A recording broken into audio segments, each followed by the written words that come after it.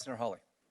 Director Wray, earlier this year, I sent the FBI 2 letters seeking additional information about news reports that the agency, the Bureau, had opened a counterintelligence investigation of the President following the exercise of the President's constitutional prerogatives to direct foreign policy and otherwise oversee the executive branch. I did not receive a response to those letters beyond a form letter acknowledging receipts. And since I have you here and I have you under oath, let me just ask you what I want to know. To your knowledge, has the FBI ever launched a counterintelligence investigation of another president in American history? I don't know the answer to that question. So that it would be no then, since it's to your knowledge. Is that right? It's fair to say you're not aware of one personally. That's all I'm asking. It's fair to say that I'm not aware of one. Is it safe then to say that, to the best of your knowledge, that such a move would be and is unprecedented? Well, again, we've been around for 111 years, so I don't really know what is precedent or not precedent in that regard. But you don't have any knowledge of any previous counterintelligence investigation of a sitting president being Not launched? sitting here at this moment. Would it be unusual for FBI agents to hide the existence and results of an investigation from their superiors? Certainly, in my experience, for agents to hide information from their superiors would be unusual. What can you tell us finally about the internal investigation into the decision to launch this counterintelligence probe, where it stands, when we might hear about it, and when we might expect results? So there are 2 things going on. One is the ongoing, fairly far along, I guess I would say, investigation by the Inspector General, which is somewhat related to the topic you raised. That's by the independent Inspector General over the Justice Department. And then separately, as I think has been testified to publicly, the Attorney General has asked some questions about the manner in which the investigation in question began, and we are working with him or cooperating with him to try to help him get those questions answered. But I don't think I have any kind of status update or anything like that at this point. It's very much underway. So you're aware then, just to make sure I understand your testimony, you're aware of 2 different probes, if you will, 2 different investigations or inquiries underway that touch on this topic that we've just been discussing? Right. There's some overlap between them probably, and they both in their own ways touch on different aspects of what you described. And your office and the FBI as a whole is fully cooperating with both inquiries, is that accurate? Yes. Let me shift gears and talk to you a little bit about Chinese espionage that others of my colleagues have asked about. And I want to ask you more specifically about Confucius Institutes, which you touched on just briefly with Senator Kennedy a moment ago. 18 months ago, when you were before the Senate Intelligence Committee, you said you were concerned about Chinese espionage at universities. It's a quote from you. You're concerned about the use of non-traditional collectors, especially in the academic setting, whether it's professors, scientists, students. You say you see it in almost every field office that the FBI has around the country. And you went on to say the Chinese are exploiting the very open research and development environment that we have. And you've reiterated those concerns here this morning. Do you continue to consider Chinese espionage activities focused on research and IP theft to be a serious threat? I mean, you see that as continuing to be an ongoing threat?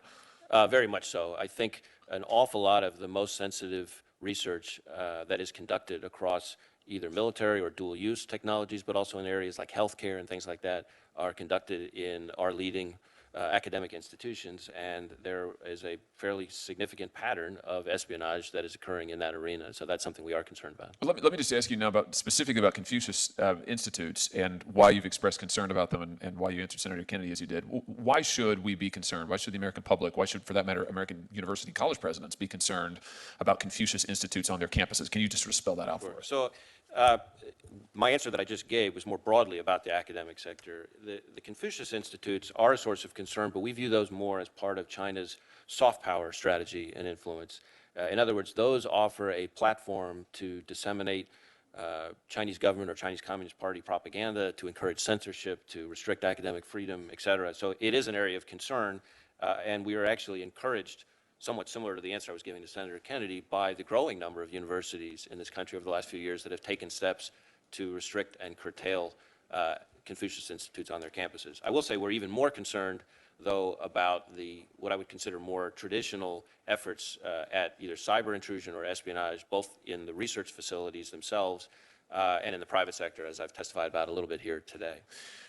Just on the Confucius Institutes again for 1 minute, what would you say to a university president who's considering partnering and allowing with the Confucius Institute and allowing an institute on her campus? I mean, what considerations do you think that university president ought to have in mind?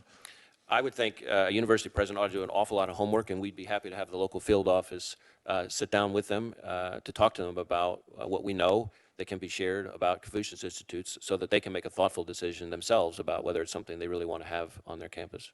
On the more, to use your phrase, more traditional forms of espionage that the Chinese government and military is employing, do you think it's time for new legislation to help secure and protect our universities from that kind of espionage? Are there tools that we could give you that you think would be beneficial?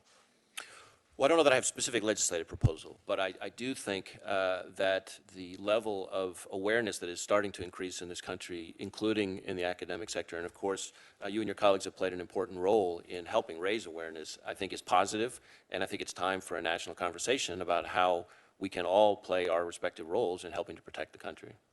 I've introduced legislation that would require students, graduate students, or researchers from China and several other countries that we know engage in espionage activity to get an additional screening by the Department of Homeland Security if they are applying to work on a research project that involves either classified information or high-risk security information as designated by the department. Now, I'm not asking you to endorse that, but are those kinds of additional screenings, background checks for folks who come from countries who have a history of espionage and who want to work on projects that are sensitive or classified, is that the kind of thing that you think we should be concerned about, looking for ways to protect?